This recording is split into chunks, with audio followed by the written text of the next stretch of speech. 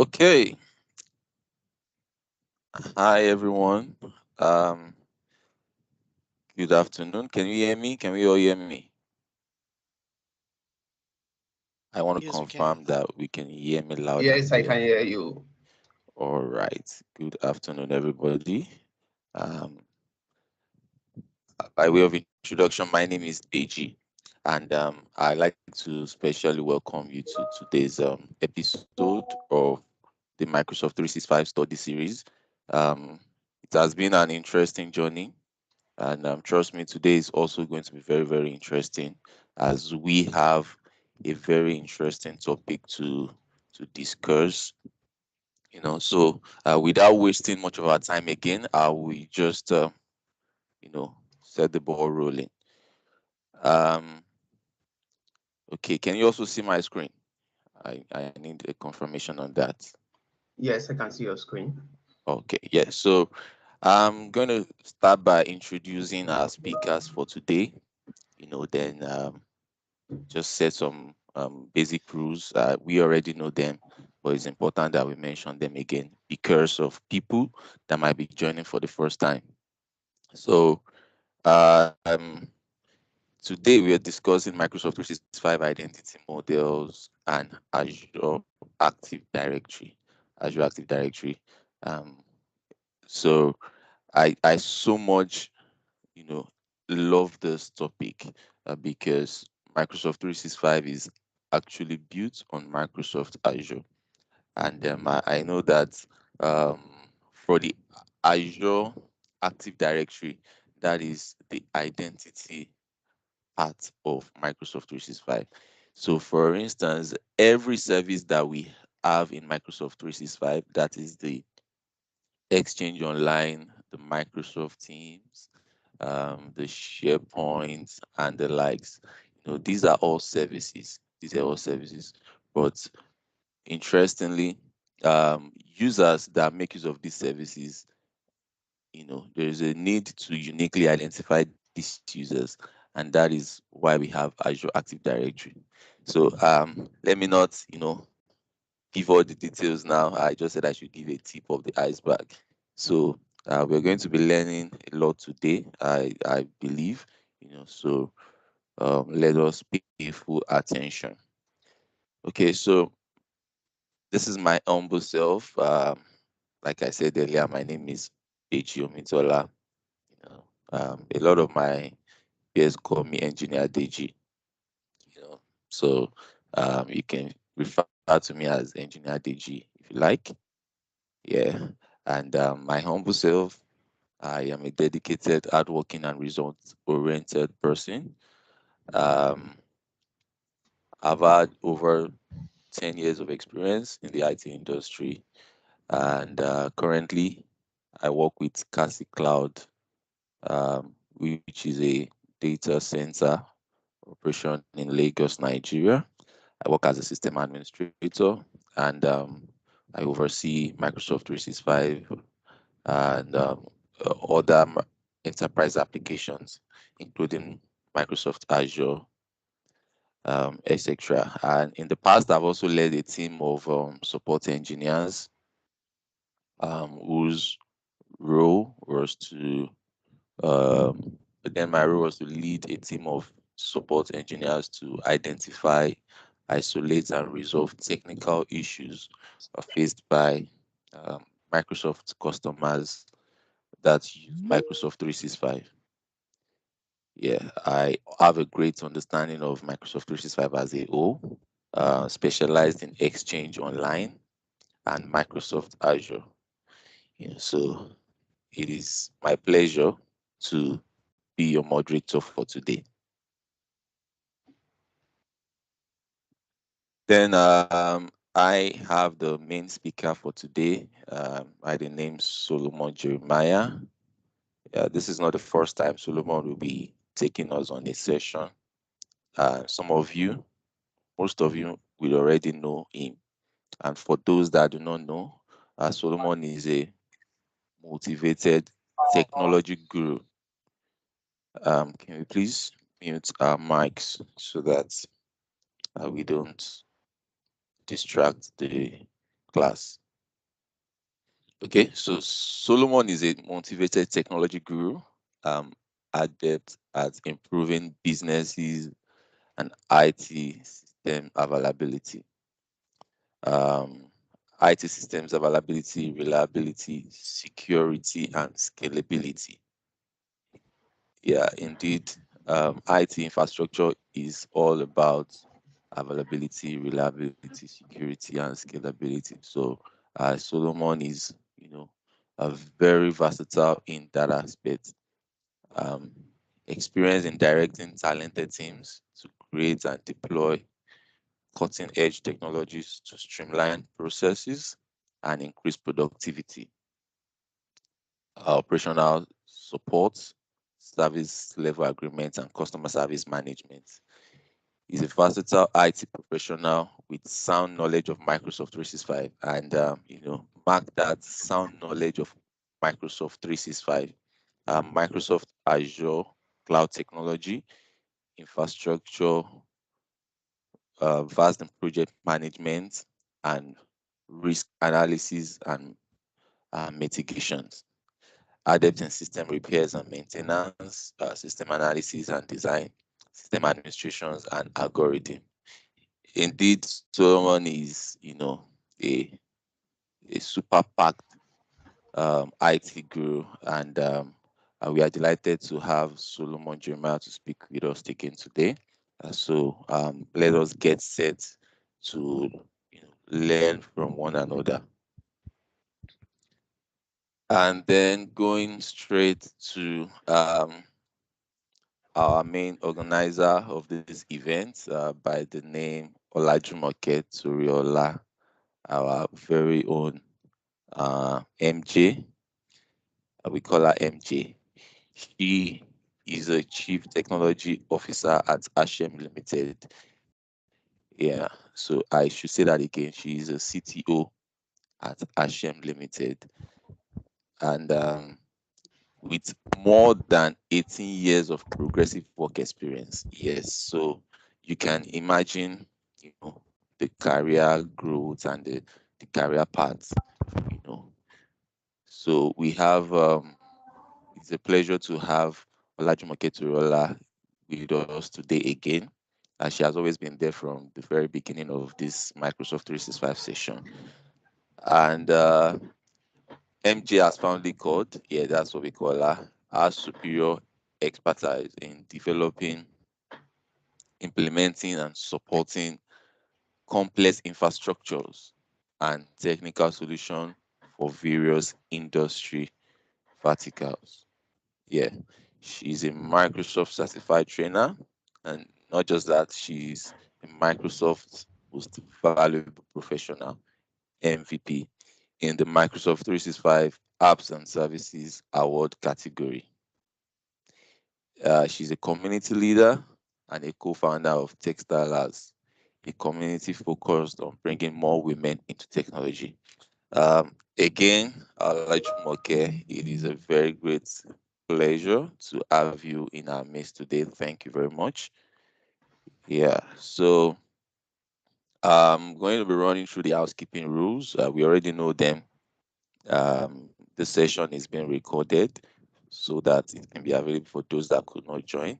And then perhaps you want to go back and get some information that we missed out. So the session is being recorded. Let us know that, and then please mute your microphones when you are not talking. It's important so that we can all pay attention and they don't get distracted. Also, pen down your questions in the Q&A session. So there's a Q&A session in Teams that you can drop your questions. After the session, we're going to go back there to answer all the questions. And do well to follow us on our social media, Twitter at NGM365. Yeah, NGM365. And also our YouTube channel. That's where you get access to all the videos, all the recording session. So that is that. So yeah, so Solomon, I believe you're ready for us. Thank you so much for the intro, and thank everyone for um, joining us today in this series. So today, we already know what the topic is all about. We are going to be talking about identity and Azure Active Directory. So I will try to see how I can use my time very well, and also try to break down things in a way you would also get to understand it better. So for me to move on now with this training, I'll just share my screen so I can easily display my slide. Yep, I will display a slide, but I might just spend most of my time explaining stuffs in detail. So I'll just share this slide now, and once you can see my screen, just let me know you can see my screen.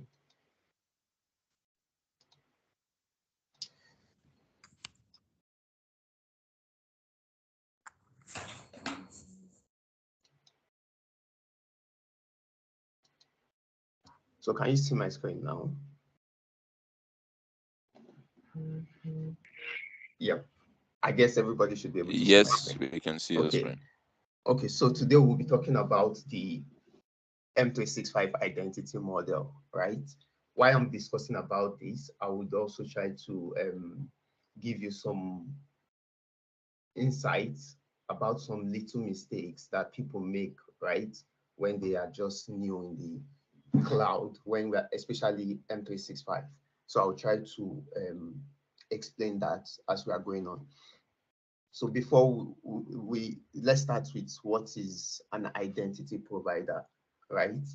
From this slide, you will see I said an identity provider creates, maintain, and manage identity information while offering authentication, authorization, and auditing service.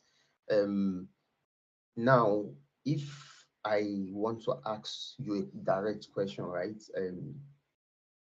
What is your identity, right? Or how can you identify yourself? That's basically what we are dealing with today.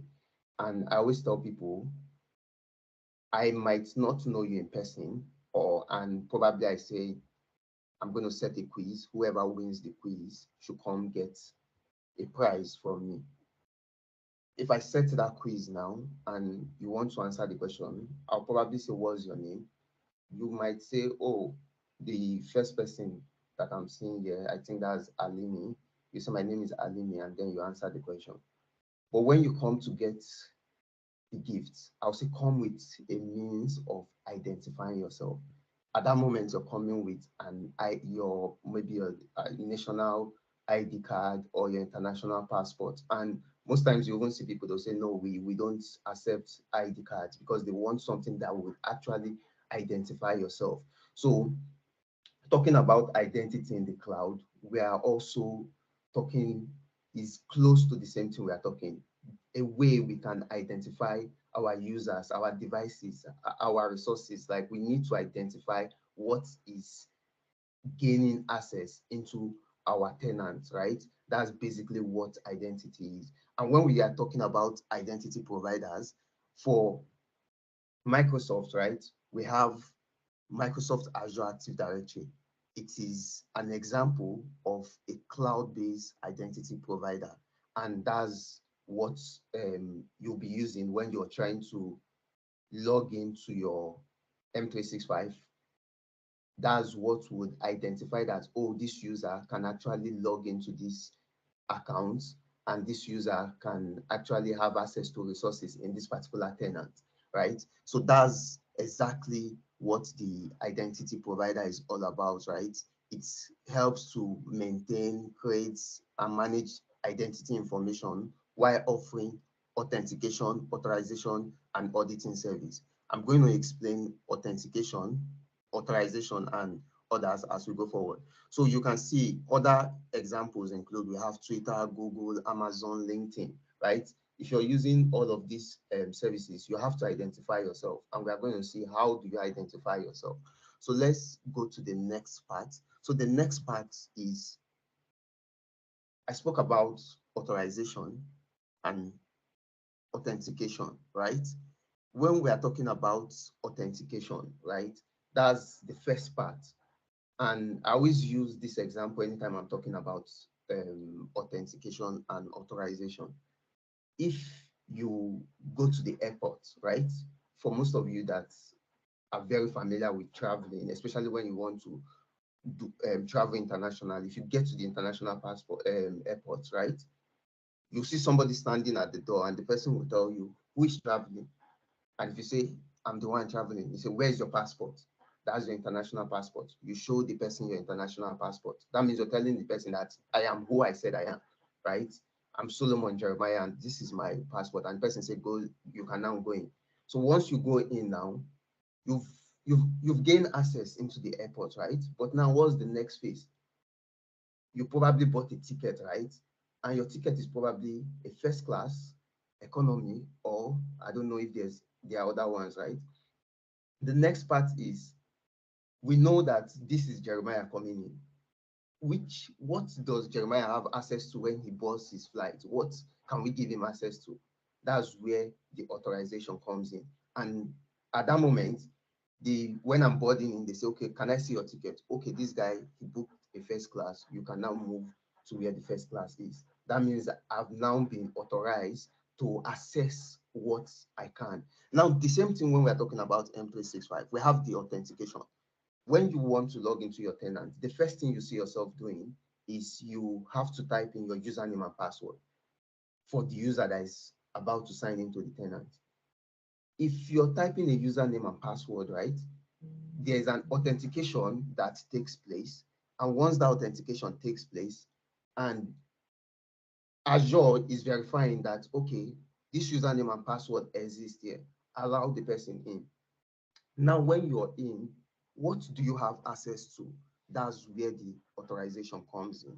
So if you look at the short note here, we have it is the process of proving that a person is who they say they are. Authentication is sometimes shortened to AuthN, identifies the person or service seeking access to resources. So it can be a service that is trying to authenticate, right? Then request legitimate access credentials. You have to put in your credentials, and then we have basis for creating secure identity and access control principle. Then on the other side, we have the authorization. You would need to decide where they can go. And if you're looking at authorization and access and all of that, right? We created our account, right? And I remember the first session while I was creating my account, I said you can give an admin to someone, and the person I used as an example, I said, oh, probably this guy is my IT guy. I'm giving him an admin access, right? Role, right? So if that guy authenticates now, he will be different from a normal user I just created without giving the user the admin role, because now that guy have access to some resources that the other person does not have. Even giving someone a license will still prove that, okay, this person have access to Outlook, Word, and the rest of it, why this other person does not have. So that's where the whole idea of authorization comes in. So I would go to the next part because I want to just do a short demo while I round off with this training. So they said the role of identity provider, right? That's the Azure Active Directory I spoke of, right? I'm still coming to where I will still explain the Azure Active Directory, but let's just understand, because after this, you will probably start hearing me saying identity, identity. I don't want somebody to say, what's identity? That this guy have been saying since. So that's why I'm trying to just explain this whole identity. So we have the role of the identity provider. The role of identity provider, we have modern authentication, is an umbrella term for authentication and authorization methods between a client and a server. So most times you'll be hearing modern authentication, modern authentication. There's what we also have called basic authentication, right? And we have modern authentication. The basic authentication is basically just you putting your username and password, right? But over the years, Microsoft, they are looking at security. We need to see how we can secure our users, and what the idea is coming up with the modern authentication, where we have different layers on top of authentication. You don't just use your username and password. I can remember Joshua giving us example of MFA, right? So we have MFAs, we build other stuffs on top of the authentication, where after you probably put in your username and password, they say, oh, we know you got this right, but we need to confirm something that you have, something that is unique. Like, you get more questions on top of the authentication you're doing. So that's where we have the modern authentication. We still have, with a central identity provider, organization can establish authentication and authorization policy, monitor user behavior, identify suspicious activities, and reduce malicious attack. So with this whole idea of identity provider, we can actually try to avoid being attacked, right? We can easily have audit logs. We can scan through our users. We can see exactly where this user is signing from. Have this user account be compromised? We have a lot in M365 that would show you what you can do when there's an attack or maybe a compromised identity. So we also have, on the other hand, single sign-on. So when we are talking about single sign-on, which is one of the reasons, you should still get the whole idea of where we are going to. So what single sign-on does is, have you imagined yourself probably using your office account and you're signing into M365 to use your app, Word, and the rest of it. And then you probably have another app that is sitting somewhere that is part of your organization. You have to sign in to that app with the same username and password. You probably use it, sign in. You're just repeating your sign in. Sometimes it might be different username and password, right? Or sometimes it might even be the same username but different password. What single sign-on does for us is, immediately I log into my computer in my office with my identity. If I type office.com, I don't need to type in username and password. It should know that this is Jerry that is logging into this computer. And what it does is like, oh, Jerry, go in.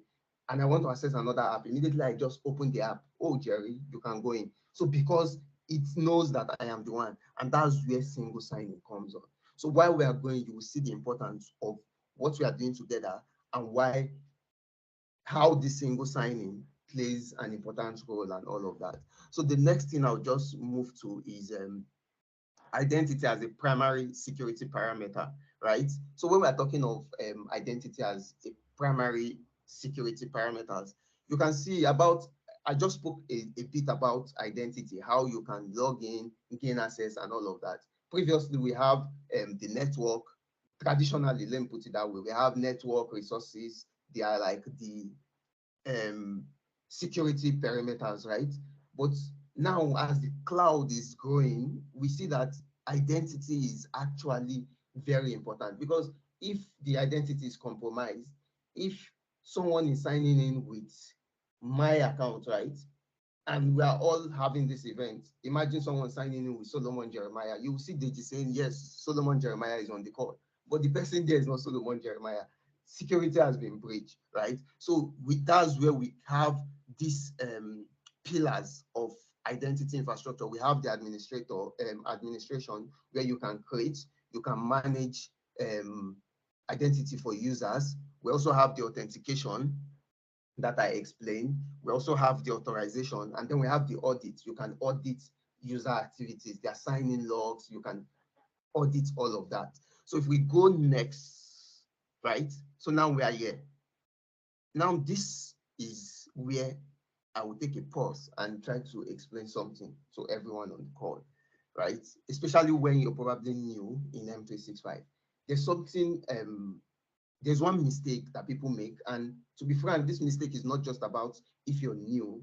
You'll see people that they are OGs in cloud and especially M365. And then you ask them, what is Active Directory?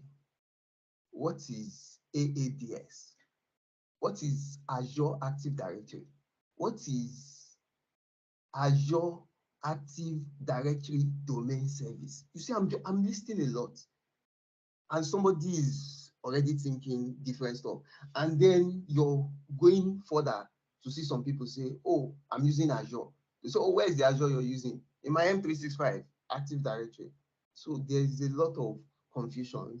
And I think it might be as a result of naming or something, but it's something that you can get straight when you're starting, and then when you understand it, you don't have to be making those little mistakes. So first of all, before I start explaining this, let's remember the first time we started, I spoke about Azure.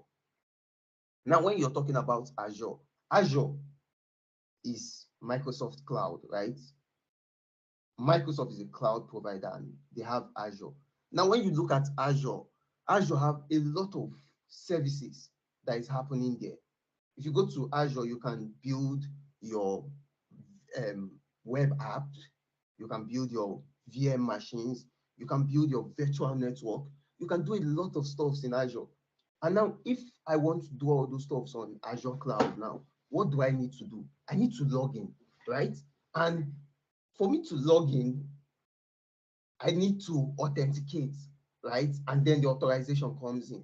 So how do they manage that? The Azure Active Directory is there as a service in Azure to handle all of what is happening. You want to sign in, you're giving somebody permission, you're giving a role-based role to someone so that the person can access resources. We have the Active Directory running there. Now, Microsoft, they are the owner of M365 SaaS application. With this our SaaS application, people will be creating users. They will be connecting um, their resources and all of it. They'll be doing a lot in M365. So how do we manage the identity of these users that will be accessing this application, right? So what are we going to do? Let's extend this our identity service to handle the users, the identity of M365. So now we have the Azure Active Directory sitting in M365 managing the identity, right? So now the fact that you're logged into M365 and you're using Azure Active Directory, it doesn't mean you're using Azure. You're just using one of the service in Azure that is attached to M365 when you get it. So that is one of the first things you should understand when you're using M365. Don't get confused about Active Directory and you're calling it Azure. Now, I just explained Active Directory and it's still sitting here. So we have different explanations sitting right here now. And if you look at it, the first thing that is on this slide is a directory service. So a directory service stores data and makes it available to the network users, administrators, service, and application. So we have directory service, right? Directory service. You probably have your phone book directory. You probably have like a directory on your computer, right, where you store stuff. So we have a directory service in general. So we have what we call the Active Directory. Now, what's the Active Directory, right? The Active Directory is another thing people get confused about, because now if you look at the Active Directory, we have AD.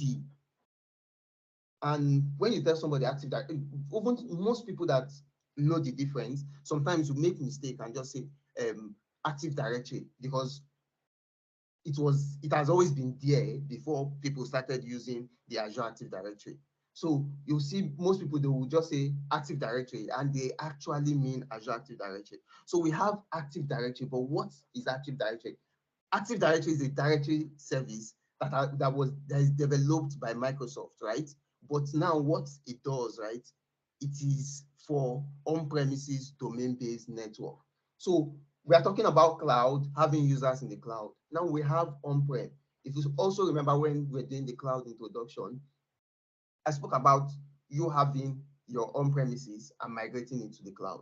So people have servers they run on their on-prem, and when they run the servers on their on-prem, they have network also on their on-prem environment. So what's happening in on-prem? We have users in on-prem. How do we manage these users, and how do we give them access to resources? How do we control computers that are connected on our network? The Active Directory was the directory service that was developed by Microsoft to handle all of this. So you have your on-prem, you have your Active Directory, and now when you have that your Active Directory, you'll see people calling speaking about Active Directory domain service. The Active Directory is like the umbrella where the Active Directory domain service is. So simply, you're just managing your users, your computer within a specific domain, right? You're managing them on a particular domain. And once you install your server on-prem, you have your server running, you go to add role, and by the time you add this role, you promote it, and then your Active Directory domain service is running. You have your domain controller. Your domain controller is generally your server that has the Active Directory and all of it. So you have that, and once you install this role, you can add your domain to it. So once you see the way we add our domain to M365, that's the same way you can do when you're using the Active Directory domain service. You add your domain, and then once you add your domain, you can start creating users. So that means if I have a domain, abc of cloud.cloud, which I'll be using today. If I add that domain now to my, let me say my M365, and I also have that domain on my on-prem, we would get to that place where you will see why we are talking about this whole identity. So I can choose to use that domain on my on-prem, and I'll create users with them. And when I create users with them, you see them logging into their computer that is on-prem with that account, which I will do here today. So if you look at after the Active Directory domain service, we also have the Azure Active Directory, which is for identity management on the cloud. If we're looking at these two now, somebody will probably say, what's happening between these two? So for this ADDS, we use it for managing our on-premises users, computers, and the rest of it. And we also have difference, right, in the both of them when we are talking about them. Now, this difference is something when we are, I think after this, the upper training should be about AD Connect. So I don't know who will be handling it, but if I'll be handling it, I'll just use the same server and show you everything. So when we are talking about the difference, right, we have their authentication method, right? For when you're using your Active Directory, which is on-prem, the way they authenticate is different from the way Azure Active Directory authenticates. Why I'm telling you this is because we still have one other guy that most people don't talk about. That's the Azure Active Directory domain service. So I will talk about that. So now if we're talking about the way they authenticate, right? For people using Active Directory, they have legacy applications, they have stuff they've been running there. And when they want to authenticate, they use LDAP, Kerberos, and NTLM when they're authenticating with the Active Directory. They have schemas. You can add extensible schemas when you're using the Active Directory. You also have what we call group policies. Now, group policy just simply means I can create policies, right, and push them out. So instead of me going into different computers to say, all the computers in my office, I want them to have the same background.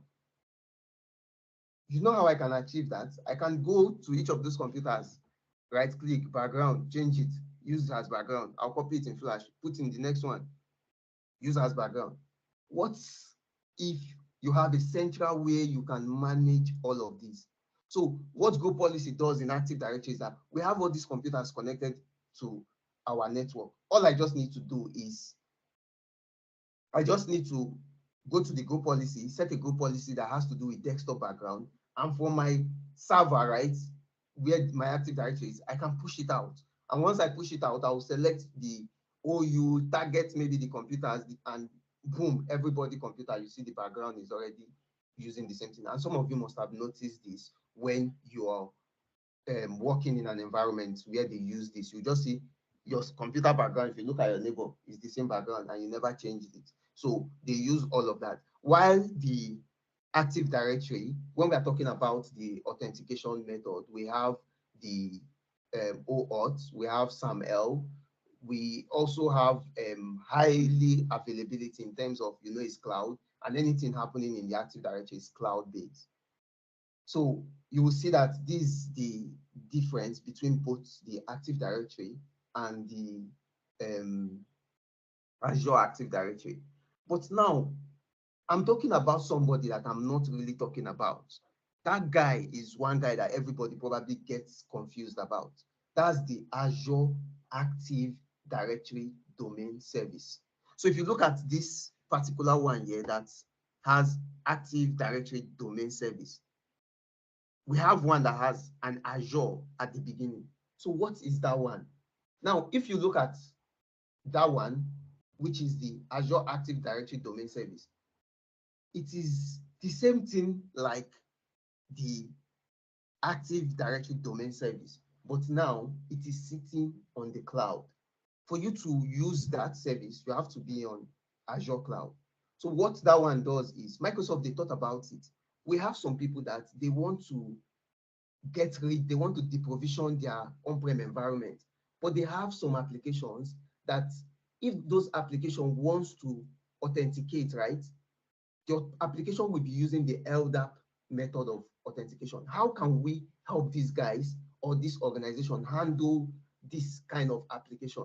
So they came up with the idea, let's do a lightweight server on the cloud. So the lightweight server on the cloud is the Azure Active Directory Domain Service.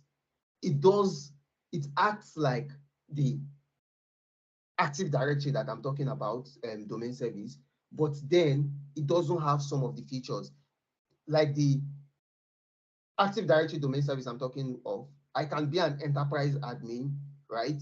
And I can create forest trust and all of that. But when you're using the lightweight, I always call it the lightweight because it has what the on-prem Active Directory domain service have, but it doesn't have all of it, right? So you can build it on the cloud, then you can move those applications that probably use the LDAP.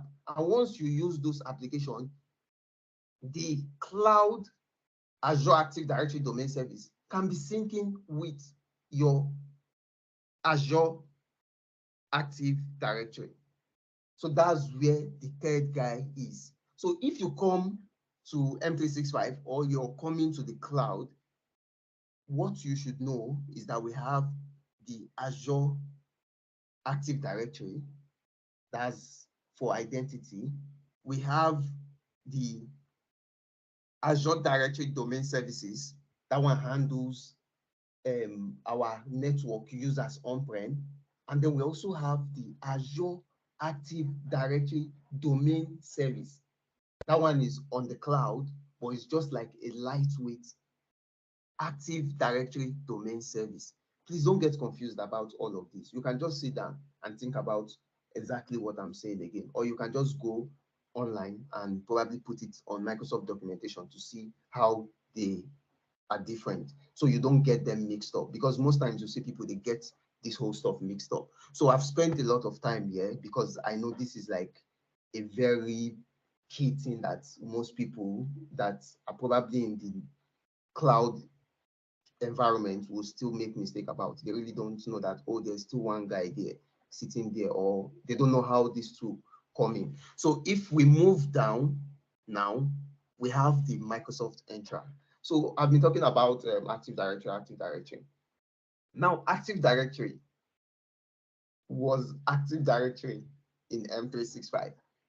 But the way Microsoft Cloud works is, if you don't practice, you probably learn what we are telling you now, and then you just go and sleep. Then in 2 years' time, you receive a call. We need an IT guy that can do this for us. You say, is it not Microsoft? Bring it, I will do it. Now, the way Microsoft works is that if you sleep in 6 months, you can probably come back and you don't, when you're back to your street, you don't know the road to your house. It can actually happen to you like that when you're using Microsoft, right? So there's what we call Microsoft Entra. So if you look at it now, right, I will show you all of this in the portal, like what's happening. So we have the Microsoft Entra. So they say with an integrated admin center, Microsoft Entra helps you manage and secure your comprehensive identity infrastructure from hybrid to cloud to multi-cloud and beyond. So now the Azure Active Directory now has, if you go to your admin center and you click Azure Active Directory. For M365 now, it is called the Microsoft Entra, and then it comes with a new look and more features for M365.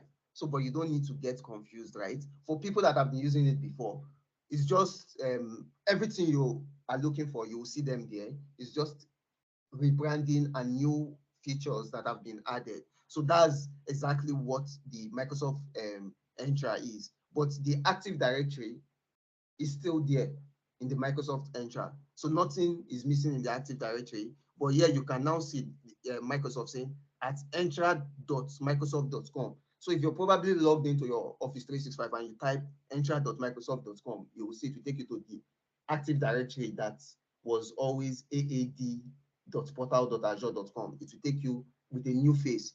The AAD is still there, but very soon I think they will move it away from it totally. So you would see, for me, I say you can administer and have visibility to all functionality of the Azure Active Directory. That means you can have all the functionalities. Then Microsoft Entra permissions management. That means this is something you're going to be getting. And Microsoft Entra verified ID. So you see, we are having new stuff coming in with the Microsoft Entra. So do you need to get confused about this? No, there's nothing confusing about it. It is just updates that is going on to make things more robust, right? So the next thing I'll be moving on to now is identity model. So I've been talking about the Azure and all of that. Now, the identity model itself is what I want to talk about. So let me just read what I have here on the slide.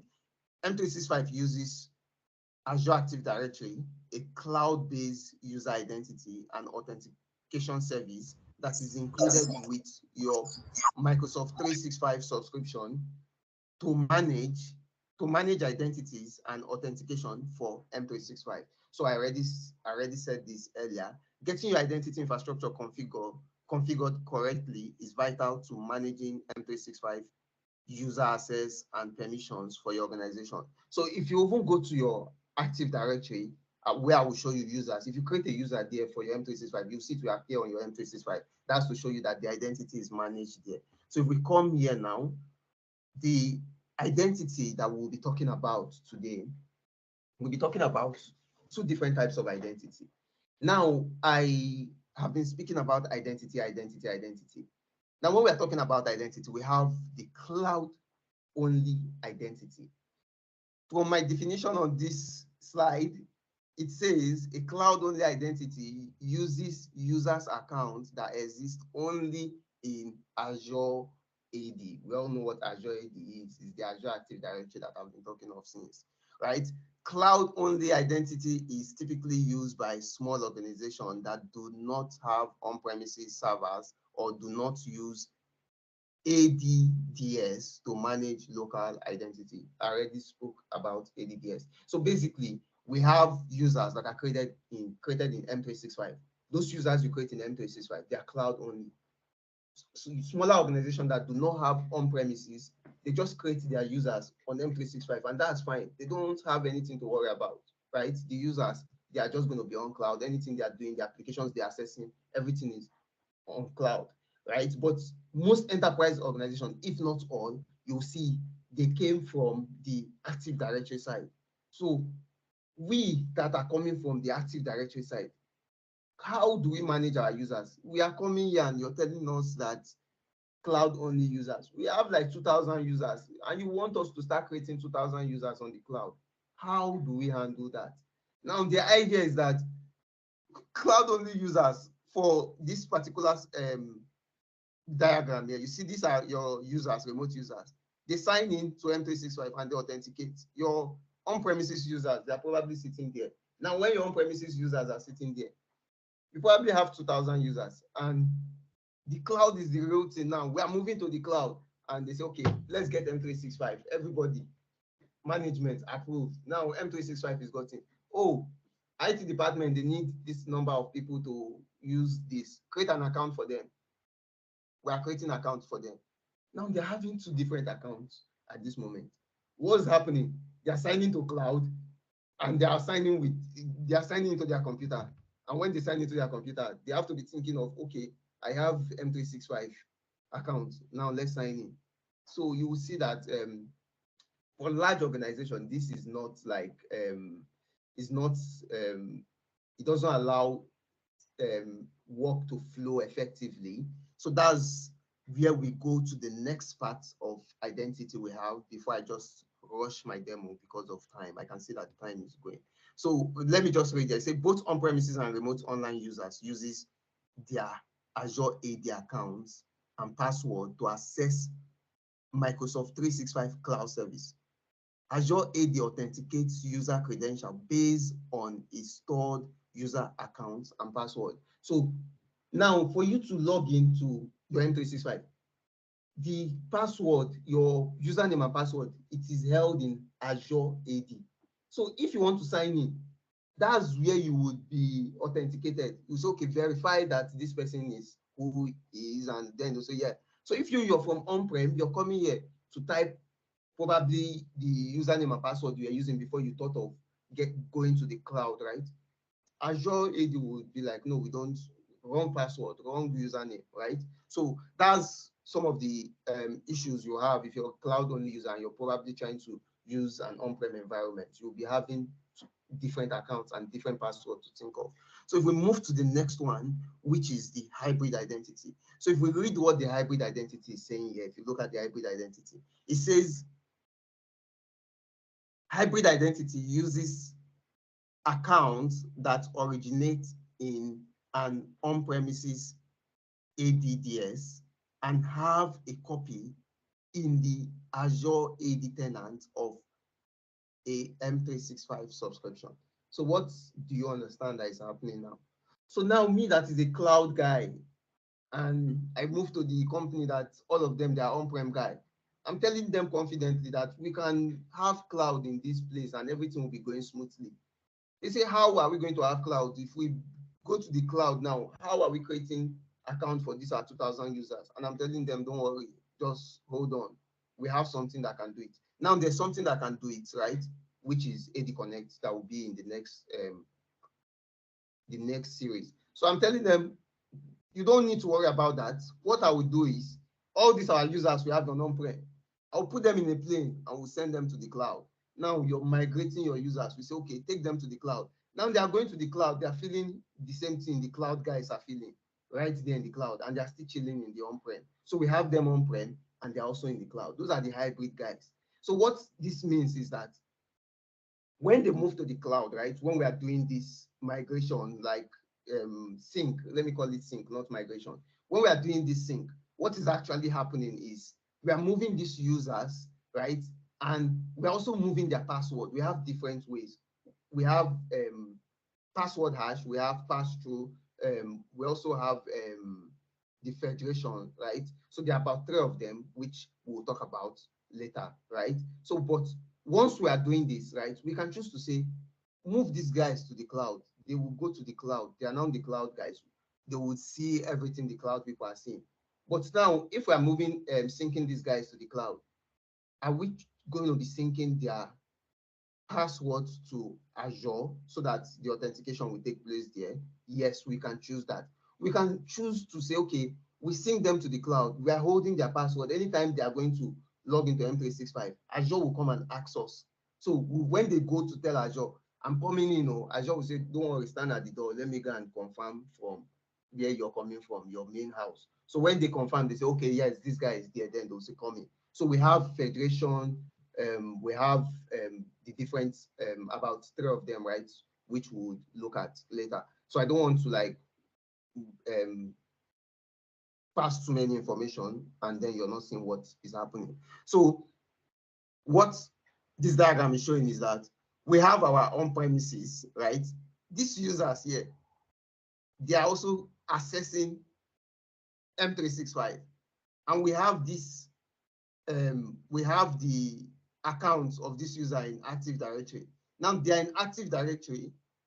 This AD Connect tool is what is responsible for the sync, everything that is happening, how it is importing the user, the metaverse, how it is carrying them to the cloud. it is this guy, yeah, this particular guy.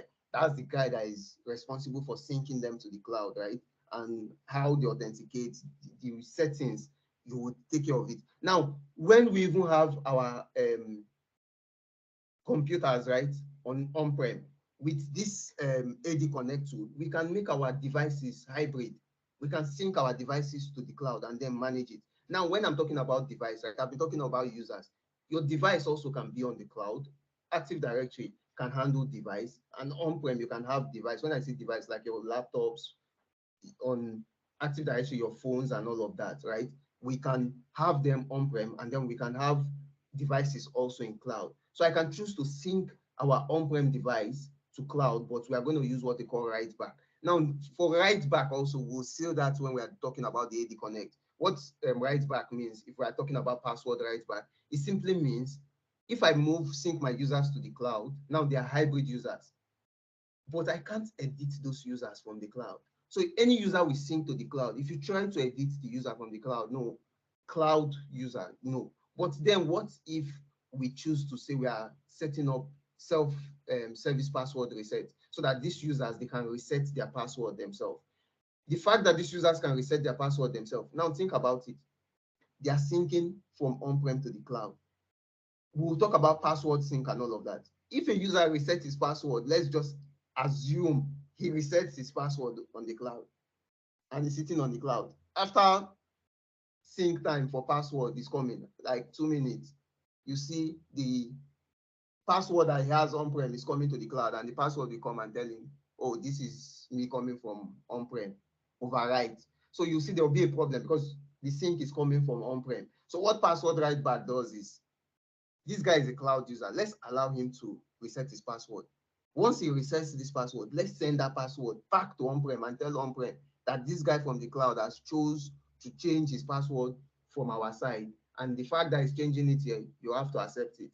So that's where the password write back comes in. So we also do that for devices also. So once you set this up, you can now have your users running the same username and password in M365. Like, just look at how easy it is. Very straightforward, no stress. You just come to the office and you type your username on your computer, and your username is opening your computer. The same username, you type it, and then you open your M365. Now we have what we call single sign-in. If probably there's time for the AD Connect tool, and I probably will do it, I should probably show you what single sign-in looks like. So what single sign-in can do for me is, if this user signs into the computer, immediately he just types office.com. He's just going into his office.com where he can see his office apps and all of it. He doesn't need to start typing his username and password because there is single sign-on that has been set up for the tenant. So with this hybrid identity, you can see that it makes your users, right, they can easily use one account. They don't have the need to remember username and password. They are just going to be doing their stuff with ease. And then before I end this now and just show you my screen, my server, and try to run what I have to run, I need to look for a link I have. What this link is just going to show you is going to show you the pricing. You know, they've been talking of license we've been explaining license from M365. Now, when you're using Azure Active Directory, there's need for license, but most of you don't know, because if you look at the license, when you assign a license, there's what we call apps on that, where you can choose to select apps that users they have access to. By default, one of the license for the Azure Active Directory is always ticked when you're using the E5, so you don't really have issues. You just go to, if probably you start using the Active Directory, you just go there and start doing stuff. But if that license is not there, there are some stuff you can't actually do. There are some things you cannot do with the Azure Active Directory. You have to have that license to do it. So I have that license. Just give me like, just so in case my screen is flicking, I have it. I just want to push it up so you just see it. I won't spend my time on it, but I just feel it's something you should know about. So I will just end the show now. I think the link should be in my. Somebody's mic is actually making noise.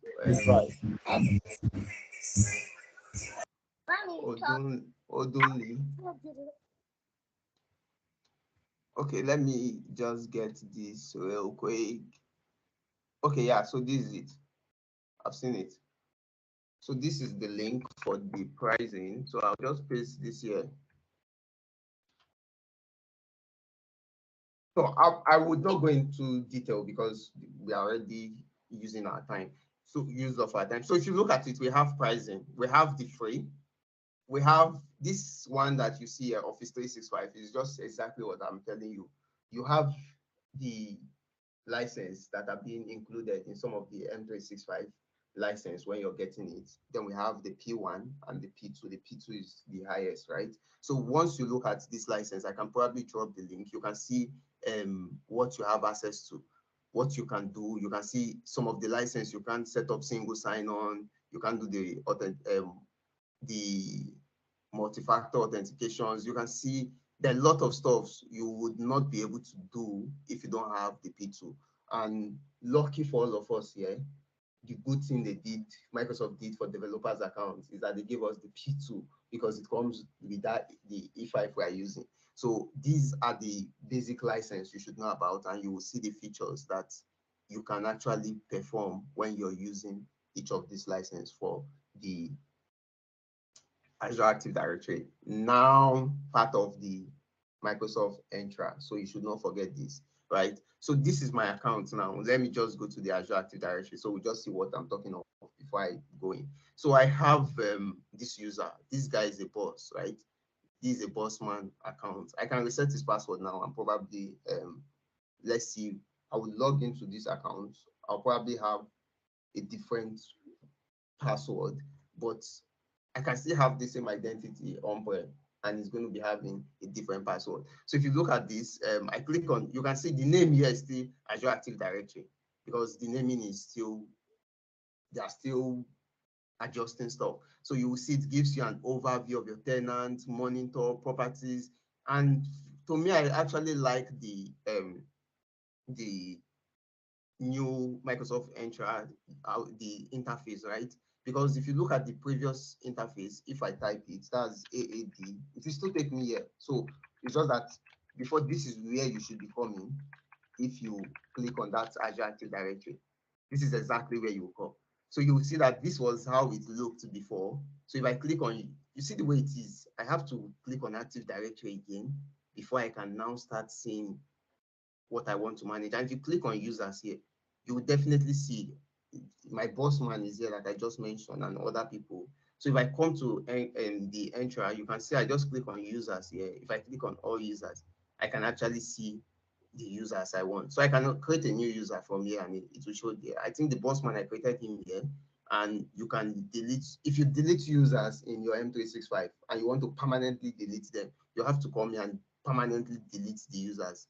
So you will see the users here and then you can delete them. We have user settings, we have groups, you can create groups here. We have devices, we have applications that you can add.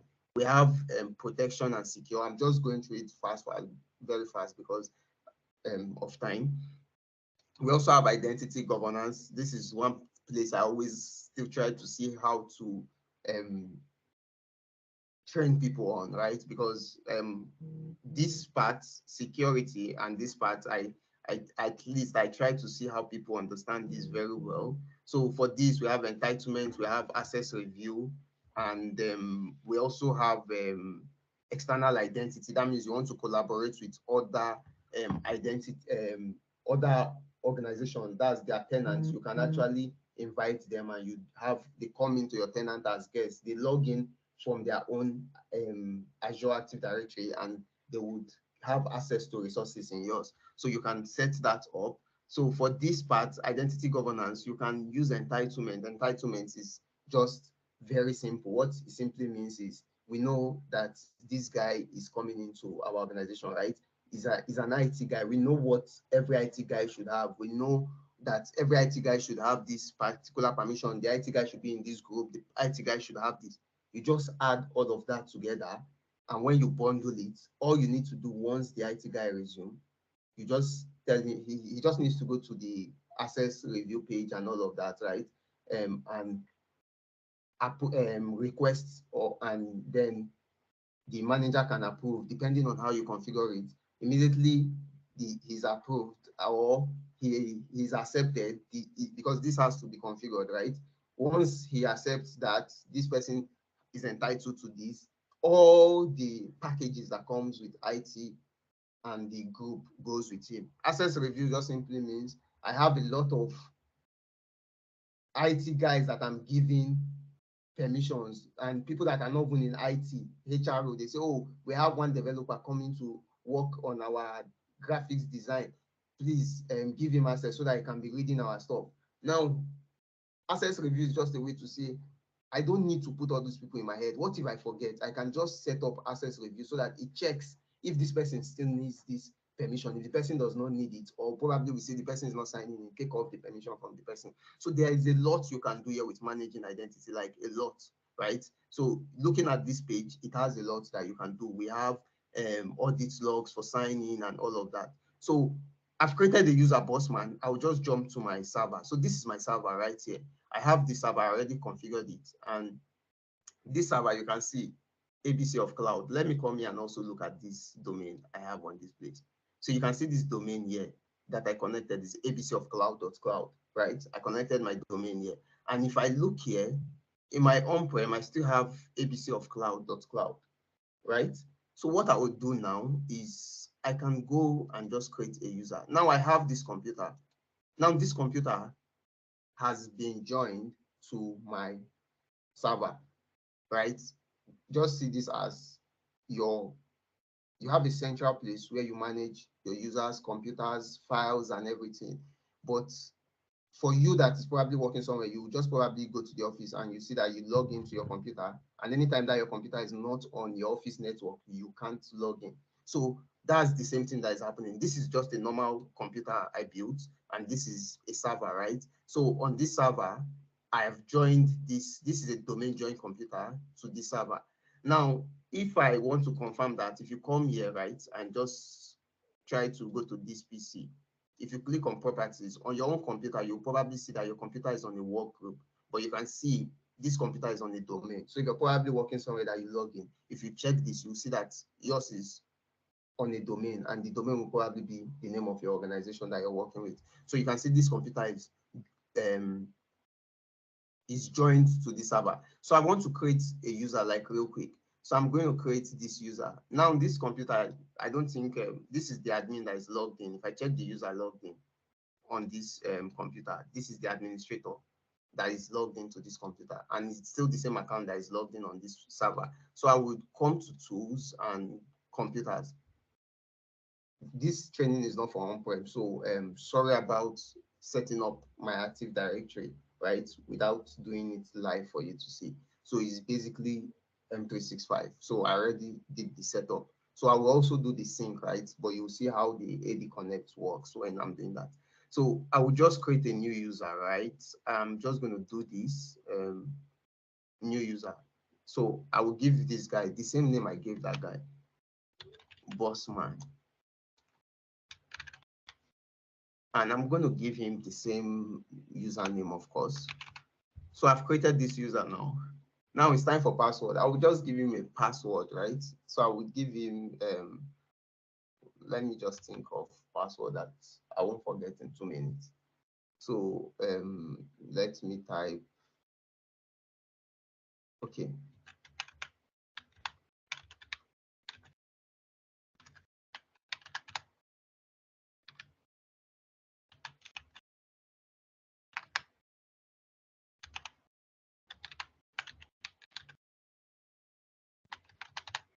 So I hope, so I don't want this user to, so you can see user must change password on next login, please. I'm going to take that off, but if you're working in an organization, you probably would have to leave that on just in case you're sending the password to the person at first, the default password.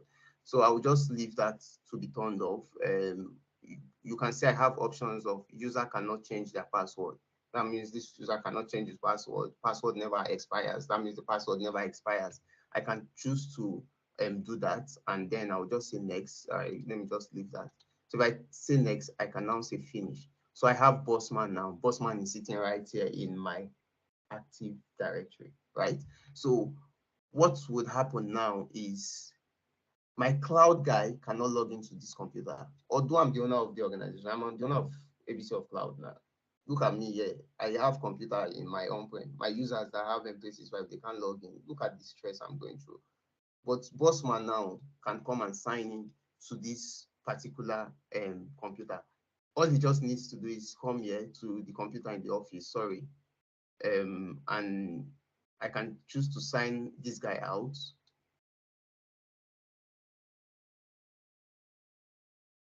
Now I can come in and sign in as another user. Now, if I want to sign in as another user, I think I use boss as his.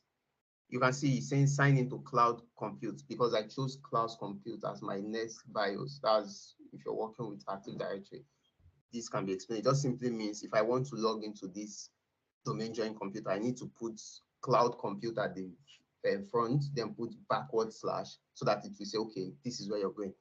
And why I'm doing that is because this computer is joined to my domain. What if I want to log in as a local user of the computer, the actual local user of the computer? I can always log in also. So to log in as a local user is just to put dot backward slash. So this whole idea, I don't want to pump this information, is except you're probably doing on-prem, you would get to understand this part. So I'll just do ABC of cloud. I use that as the password. So I'm going to hit. So this is the user I just created. You can see the laptop is provisioning for that user. Boss, you see, he just logged in, right? And if I want to probably add another user now, I can add another user and the user will log in. So for this particular user, you can see I didn't give him any admin rights. So if he probably logs in, he can't do most of the admin stuff on this computer, like probably trying to install softwares or anything that would need an admin right. So now this computer has been provisioned. If I probably, let me just do this. I think this should be where he would. So look at, let's see this. So I think the computer is still loading. So if I click on properties now, look at, he can't do this because he doesn't have an admin right. So you see that with the Active Directory, we can control all of this. So I can probably create another user, give the user the admin right. The user will log in and be able to do all this function. But if this particular user wants to do this function, I have to log in as an admin to assist him with it. So that means if he's working in the office, we just give you like a normal user. You don't have admin right to install anything on our computers. Anytime you need to install it, you have to speak to the IT guys. So this is more of like an on-prem user. So if I come here and just type, remember this is not boss account. Boss cannot do it. If he types his account here, nothing is going to happen. So I'm signing in now as the admin that is logged in on my server. You see, I can now have access. But this is Bob still signed in. It just simply means that, oh, Bob has called the admin and yeah, this is what is happening. So now if I probably want to sign into Teams, that the password I created here will not work because this password was for an on-prem user. The only way I will sign in now, I have to come here and reset this user account. So once I reset this user account, Bossman, that's what I would use to sign in my on-prem.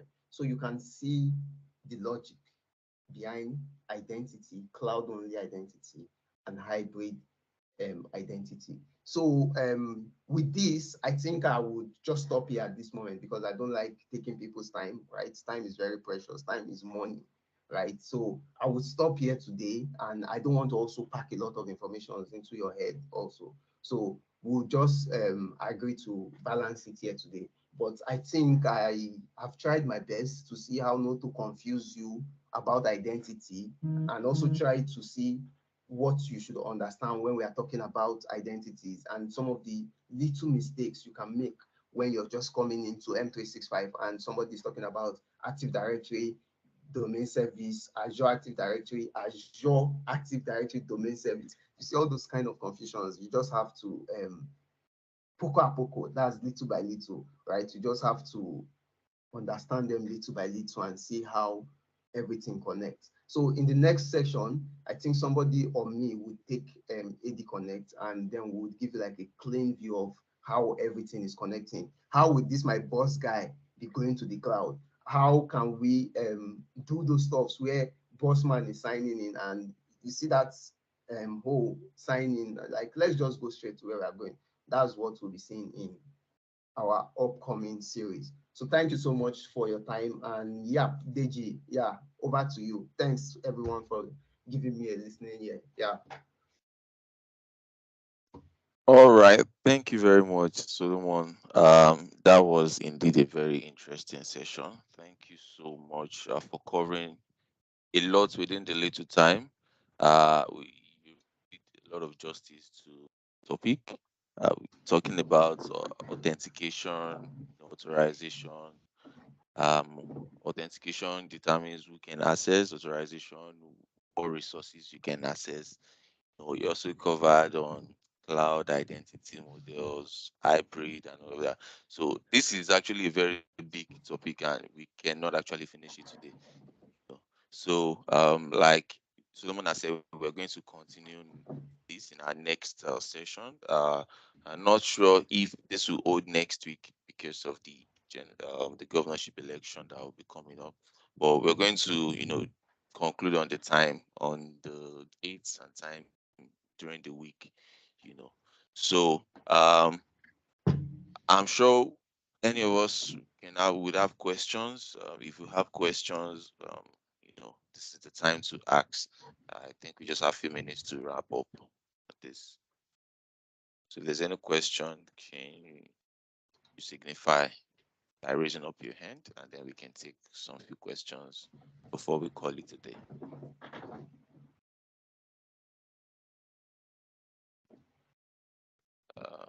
Anybody? Oh, so I want to believe that we are all clear with the concept of identity and on-premises Active Directory and cloud-only identity and all of that.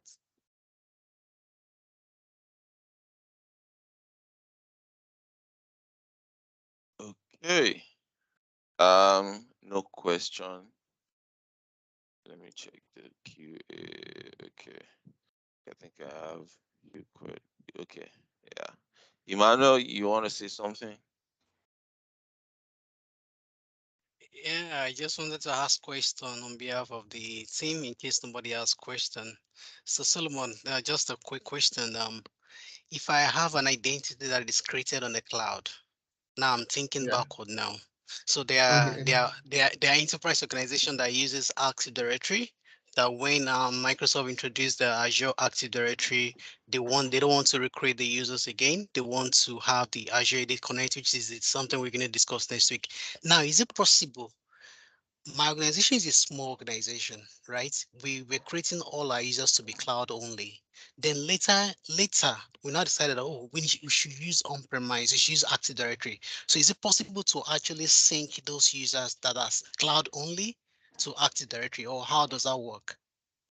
So for that, I've not seen users syncing backward, right? So users don't sync backward to the cloud, but they sync they don't sync backward to the on-prem, right? Somebody always make a joke, right? Somebody that I know, then when she's talking about this, she will say, you don't travel to a good country and you want to go back, you're going up. So I don't know why she always say that joke, but most times when you're creating users, they sync forward, right, from on-prem to cloud. That's why we have write back, because even the password they don't sync back if you um, reset the password. So, but most times you can actually create exactly the same users and try to use hard match and see how they sync together. So you create the user and just make sure the user is on-prem, and then try to see how you're matching the user to the one on cloud. So I've seen that happening, but syncing user backward,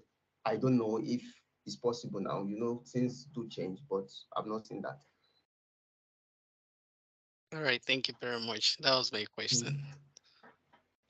I think Aria has a question. Aria, you can have the floor.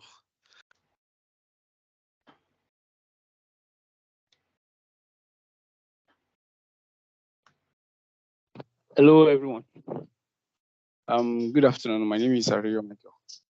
Okay. Can anyone hear me? Yeah, we can hear you. Okay. Thank you.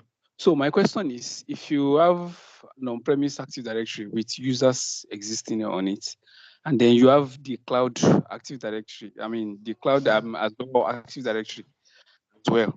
Now, the on-premise Active Directory, their extension can be anything .local, .com, whatever, and then the extension of the users in the cloud Active Directory can be something too, a different domain extension. Do you understand what I'm trying to say? Yeah, I understand. If they are on different domain extensions like that, and you now want to sync users on premise to the cloud Azure Active Directory, the users coming from on premise will automatically take the .im the on Microsoft.com extension. They will not take your verified domain extension in the Azure cloud, in the Azure Active Directory. So how do you match that? How do you match that in bulk, such that, for example, maybe you have like 100 users on premise to the cloud Active Directory? How do you in bulk make them automatically take up the cloud extension instead of them retaining the on Microsoft.com extension? So for the organization, one organization I worked for, what we just did on cloud is we added the domain, right? And what we did after adding the domain, we just went to the username and changed their username, because you can actually use the drop down to change it. So when we did that change, we synced them. They went with the exact domain. So we added the domain and then edited the users to use the domain, and then we synced those users to the cloud. So that's how we solved it. So there might be other ways. That means all of that was done on the on-premise side, right? Yes, on the on-prem side. So the idea about hybrid users, you can't edit them on cloud. If you create, you can't. The only way you can delete a hybrid user that is synced from on-prem on cloud is probably using PowerShell. So, but trying to delete them, you can't actually delete them. So changes that happen to your on-prem users must happen. That's your hybrid users. You should be doing those changes on your on-prem. So you just need to find a way to how to sort it from your on-prem, and then it can then sync to the cloud. So even when you're trying to do your hard match and all of that, you're doing it from your on-prem, comparing their guild and all of that. So you just do that from on-prem. Okay, thank you. But one last thing. When you were changing the domain extension for the users on-prem, were you able to do work, or you were doing it one by one for each user, changing their domain extension to match the cloud? To be, I think we did it one by one, right? Wow. What we did, I think we selected it. Yeah, I think we selected it one by one. Yeah. So, are you trying to migrate users with .local? Yeah, what I'm doing. There might be many ways to actually do that. So the idea is that if you do research, you will probably see another way that is faster, right? So, and to be frank, technology is always changing and new stuffs are coming up. So me doing mine, it has been a long time. So I don't know what is the new way of technology around it. Yeah. So, but trust me, there's always a way around it. Like I remember a time there was somebody that raised multiple tickets because of this UPN and all of that, changing something from the UPN that is from, what do they call it, from on-prem, and different support engineers could not fix it, right? Eventually, I was able to fix it. It wasn't like someone's ticket, I was helping the person. But how I managed to fix it was just a little trick. It's not, you would probably not even see it on the internet, right? And that was still like a long time ago. But I fixed it, right, with still PowerShell and all of that. So there are many ways you can actually fix all those stuffs and see that everybody is having a good sync and all of that. Okay. Can anyone hear me, please? Yeah, I can hear you. Okay. Good afternoon, everyone. Good afternoon, Ario. So let me come in there and a little bit of buttress, what Solomon already said. So I'll give an example. Unfortunately, I'm trying to see if my AD locally can come up so that it can be more practical as we're talking about it. Or even at that, I think Emmanuel already has, Solomon already has AD. Solomon, can you bring up your AD, your Active Directory, so that maybe you share the screen? So I'll give an example. Now, before the time you ever thought or that you wanted to go to the cloud. So let's assume your users, you have an on-premise Active Directory. And let's say for that Active Directory, the domain name you use is what? Let's say it is .local. So I'm giving an example today. So it's .local, but then those are not routable domains. You have, when you talk about routable domains, you are talking about maybe .org, .com, all of those. Definitely, when I mean they are not routable, it means that nobody recognizes such kind of domain on the internet. Now, you decided to go to the cloud and you decided to use maybe abc.com, but on premise on your Active Directory, we're using abc.local. So I'm guessing that's the kind of scenario. Ario, just confirm that that's what you're trying to say to me. Exactly. All right, cool. So what now happens is this: when you have that kind of scenario, I just want your AD, Yeah, Solomon. I actually wanted to just bring another one so that we put the .local. Okay, So yeah. but this is the AD. Okay. I think mine is almost up. Let's see if I can bring it and then show you what. It's actually a very good question you asked.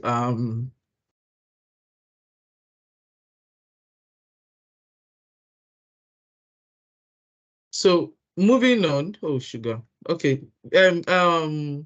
Solomon, please bring yours up for me. That's great. That's great. So yes, I can see it. I can see it. So now what happens is this: that's the scenario you've just painted, and you now wanted to migrate this user because what you're using on premise is not a routable domain. Nobody knows it, so you cannot actually sync it to AD Connect even if you bring it up. So the trick you are going to do is, when you go into your server manager, one of the MMC that comes when you install, when you set up an Active Directory environment. Unfortunately, there is no time. I would have loved to really take you guys on Active Directory 101. Break it down in a way that even if they wake you up from sleep, you will know it's like at the back of your hand. But there is no time yet. So what you will do is that you go to tools. Solomon, please can you go to tools for me on your server manager? Let me just be doing it for you. Okay, so you go to tools and then you go and look for what is called Active Directory Domain and Trust. This is where you add additional domain surface. Today on your on-premise, what you have today is what abc.local. Now, because on the internet, which is active, on your M365, on your active Azure AD, you've added what abc.com. So what you will do is that you will bring that abc.com to your on-premise Active Directory. And the way for you to go around it is that you right-click your domain and add another domain surface. Please let me do that. Just right-click and then let's say properties or manage. No, sorry, cancel this. Just right. No, just yes. No. Just same the Active Directory itself, the domain and trust itself. Yes. Okay, yeah. Okay.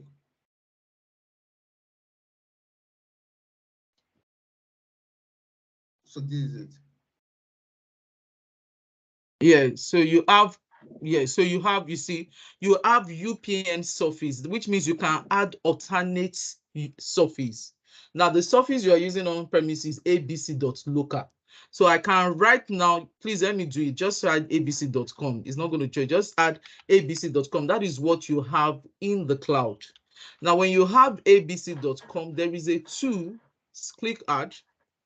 Then go to, yes, apply. Let's click OK. And then now go to your Active Directory user. I'm just going to show you an example of how you want to change it one after the other for users. However, what I would recommend for you is that you use what is called AD Modify. AD Modify is a tool which actually you can use to change your UPN surface all at once. So what you will go into, maybe pick one user that you created before. So I'll just use this guy. Okay, the one of the users you created, we'll go to the properties. Now, if you go to accounts, you can see that on account, this is the default. So you can see that the new surface you added now, you can see it. So this is how you're bringing all of those surface from the cloud and add it. So when the users sync, they will just sync with these abc.com. There is no need for you to start saying maybe you want to do any other changes. The only thing you are doing is that if you have a very large enterprise where you have very number of users, instead of going one after the other, all you need to do is get the AD Modify tool. And then when you install the AD Modify tool, you can actually select even maybe per OU, or you select the whole of the users and change what their UPN at once. So the UPN, that is their user logon name, you can just change it to have that abc.com. And then when you run your AD Connect, because your AD Connect is actually targeting what is on this place, this user logon name that's what your AD Connect is targeting, and you can sync it straight up. So your UPN, you can actually change your UPN all at once and sync it to the domain. To Azure AD or to your M365 environment. So in that way, you've even though you're using a non-routable domain on premise, you can actually have your users still conform to the domain you're using in the cloud instead of the .on Microsoft. I don't know if that answers your question, Ario. Perfectly. It answers it perfectly. The only part being able to do this in bulk on the on-premise side. So you use AD Modify. AD Modify will allow you to do it. So just get the tool. It's a very straightforward tool. If time permits, maybe next week, Saturday, I will, even if Solomon, if you're taking the session on Saturday, we can just, maybe after your session, we can just simulate the scenario you're just painting, Ario. You would yes, and then just see how you can use AD Modifier to do all of it at once. Sorry, AD Modify. I can use another cloud and just use the .local. Then we can use the AD Modifier and then push AD Modify. Sorry, it's AD Modify. I'm always calling it AD Modify. Let me. It's AD Modify, please. Don't let me give them the wrong. So it's AD Modify. Then you can now look at how we can use that to achieve it. So it's not really anything for you because Microsoft took that into consideration that definitely some people will be using that kind of environment ever before they said they introduced cloud, and then so such scenario has already been taken care of. All right. All right. Thank you very much. Okay then. All right. And I think yes. Why I raised my hand. Sorry, I know some of you asked on the call. I don't know his name. I know a lot of you ask on the call on what's the when are we going to do AD? When are we going to do AD exchange, Intune, MX, and all of that? And I promised that I was going to share the curriculum with you so that you can maybe just get an overview of when all of this is coming up. So sorry to take your time. It won't take a long time. So I'll just quickly share my screen now. Except any other person still has question before I go into this, but if does any other person still have question, please, if I go into this. All right, if nobody, so I'll just quickly share my screen. So this is what we have planned for you.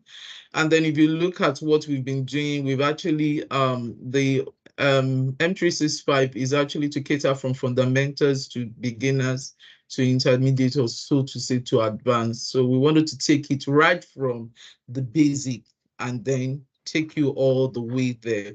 So we've already taken this, and then you find that for each of the session we take, we also do what an interactive session the upper week. So we've taken day 1, day 3, sorry, looking for my, so we've taken this is the session for today, which is Microsoft 365 Identity Model and Azure Active Directory. And then you can see a setup. What we can give you is that if you do not know how to set up an Active Directory on premise, we can give you a guide for it. And then Hyper-V, if you have a very strong um, PC that supports the virtualization technology, why not? You can actually set up a virtual environment there and then install your Active Directory domain services on it. Otherwise, you can leverage virtual machines on Azure, you get. And then we've shown also that's a bit of that is what um, Solomon has shown today. Day 5, we will go through an interactive session, maybe interactive session, just like Solomon talked about. Next week, upper week, will be more of saying, okay, a question has come up now on local, we can include that in an interactive session. Some of the things he has not covered, probably maybe setting up the Active Directory domain services, also setting up an AD Connect, maybe all of that. But this is supposed to be on the 6th, so which is the week after next week. So if you look at it, then after each of the classes, we do what? We introduce an interactive, like I said. So we'll come back to this, then we'll come back after that, day 6.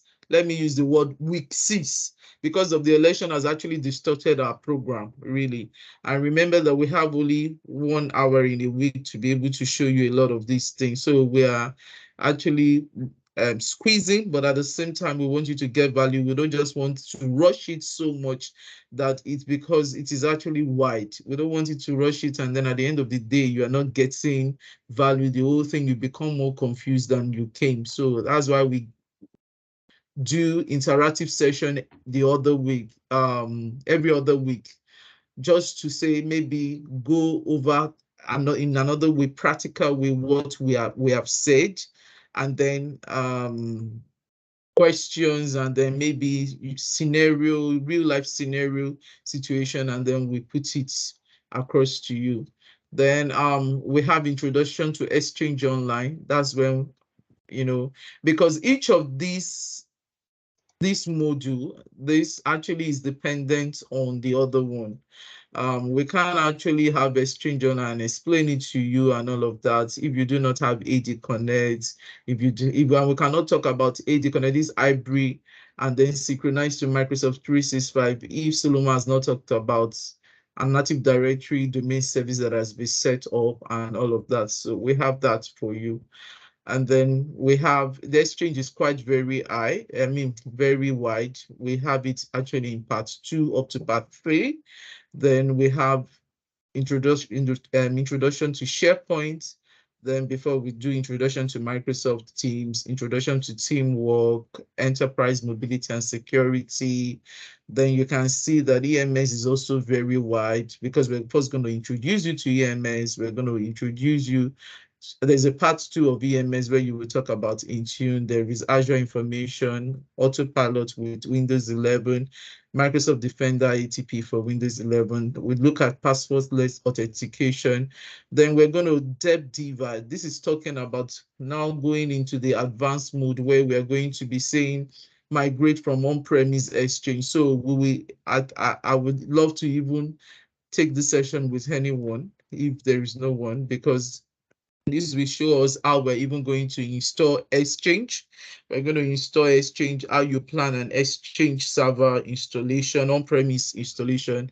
And then even if you meet an environment that does not support a migration, what are you going to undo that kind of scenario. So, and then from the exchange on premise, we introduce hybrid, then also do SharePoint. Then you have people that has file server on premise before.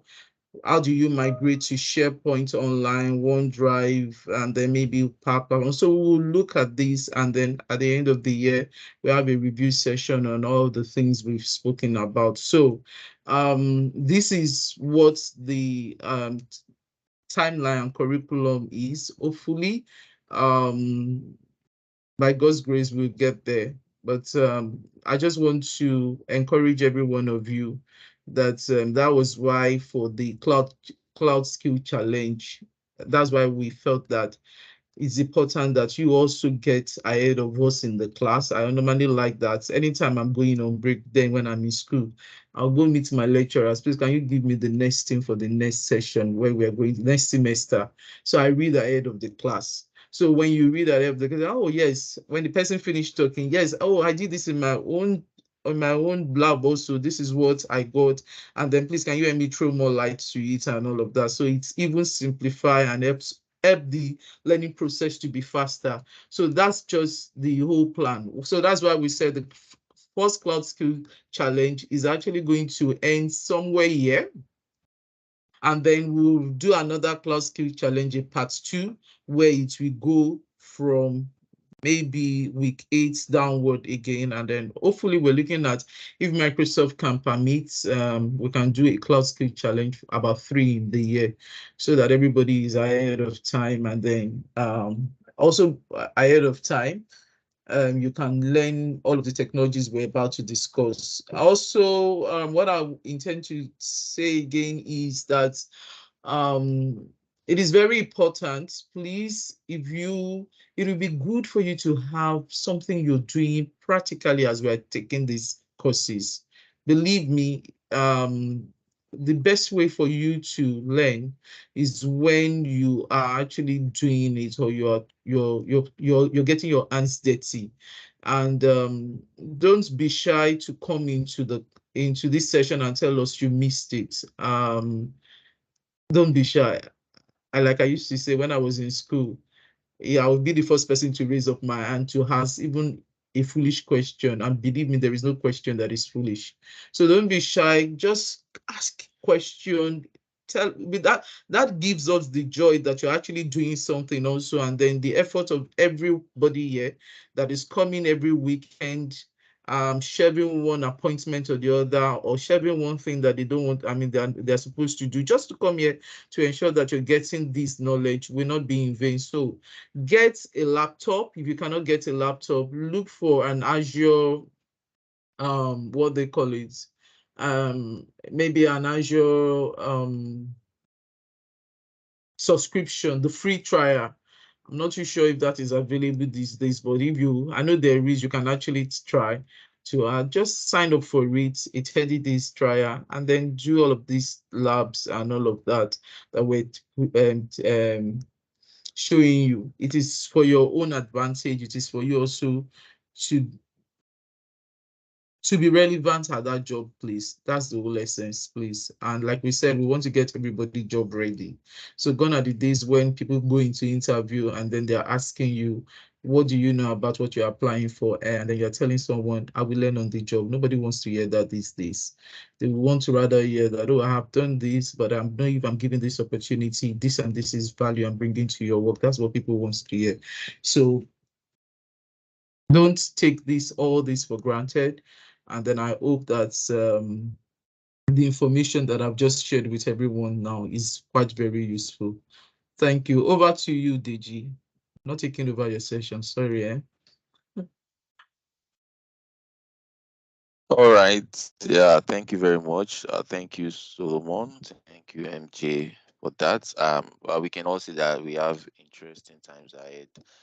Looking at the curriculum, there is a lot to cover, and I can't wait for us to, get our hands dirty on it. So if you're not, if you don't have a way whereby you practice, or you have a demo session, it's very important that you get your hands dirty, get a laptop or get something so that you can practice all of these things.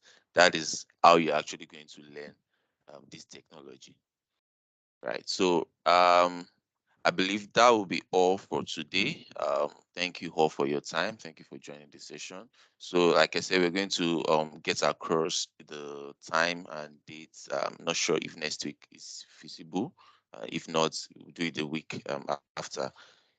So that's it for now. Thank you very much and enjoy the rest of your weekend.